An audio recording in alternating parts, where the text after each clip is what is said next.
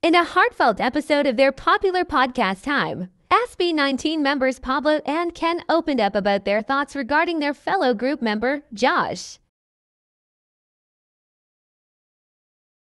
Gusto ko sabihin, I don't know, pero cringy man. Proud ako sa narating mo ngayon. Parang, I mean, it's not a very easy road. Pero regardless man kung ano yung nafe-feel mo, kung may mga negative ka man nagagawa, kahit ako, I'd be honest, may mga bagay na naiinis ako na mga ginagawa mo. For sure, ikaw rin, may mga bagay na naiinis ka. Pero, knowing your story, knowing na ilang taon tayo magkakasama, so sabihin na proud ako sa mga naging decisions mo and proud ako na tumatayo ka sa sarili mo pa. Regardless kung gaano kabigat yung nararamdaman mo ngayon. Yun lang. And, pero uulitin ko, mag-relax ka lang. Kasi, Monday, we run out of time. Di ba sa amin? Ako, always na. Siguro yun yung best meter to gauge if you're doing good, you're doing enough para sa sarili mo. And pili ko nga, maganda talaga na magkaroon ng therapy session. As in tayo lahat kasi iba yung pinagdaanan natin. Kumbaga, wala dire-diretso Sabi mo nga, yung aunt nagsiserve lang sa queen. Hindi na nila iniisip kung ano yung nangyari sa paligid nila. Parang ganun din tayo technically. We're working towards our dreams without really having the time to reflect on what's happening in our lives. Na wala tayong nakakausap. Hindi pa tayo nag-uusap na 5. Tuwing time first lang tayo nag-uusap. So, ako, after all this, siguro, kapag nagkaroon tayo ng pahinga, dun I plan to go on a therapy session, talaga explore myself. Kasi up until now, I still experience bad emotions toward people na dapat hindi naman dapat, but I should be able to regulate all these emotions to be able to function sa isang grupo.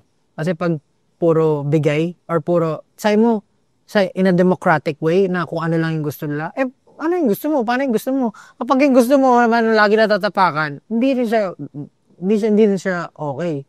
So, dapat magkaroon ng parang balance in between or within you na kahit na ito yung ginawa ng grupo, matatanggap mo siya wholeheartedly kasi alam mo na you're working in a group setting. So, yung sasuggest ko na baka makahelp talaga magkaroon ng therapy session.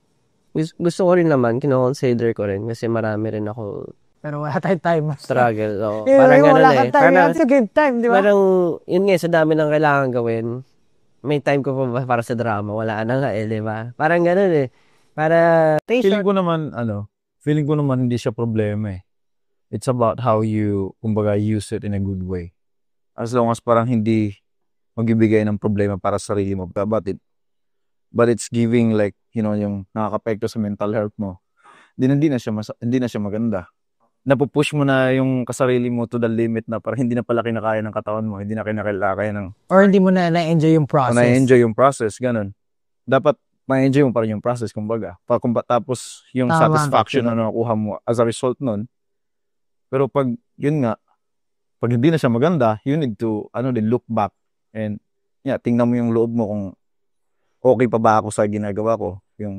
Ganun din. Ikaw ang makakasagot niya sa sarili mo. Oo, sa sarili mo lang talaga Feel depressed, sabi mo nga kanina. Talagang napatawad ko na yung gano'n. Parang ako pa. Kasi naawa na rin talaga ako. Parang, I don't think they need your forgiveness kasi pinagkakapirahan naman nila yun. I mean like, meron kasi at least ako nagpatawad. I feel like he has no ill intention towards you. Ayun nga. Ano yan talaga is like, pagkakitaan niya yung naintindihan ko rin naman yun. Pero yun. Pero ikaw nainis ka Parang, syempre, tumira siya sa utak mo. Parang gano'n. Ano ba problema no? Parang gano'n. Parang, at least sa akin, napatawad ko siya. It doesn't matter kung makita ko siya, okay na kami, gano'n. Pero, ayun lang. Yun yung consequences ng mga ginawa niya siguro. Sa kanya na yun. Hindi ko na hawak din yun. Ganun lang sa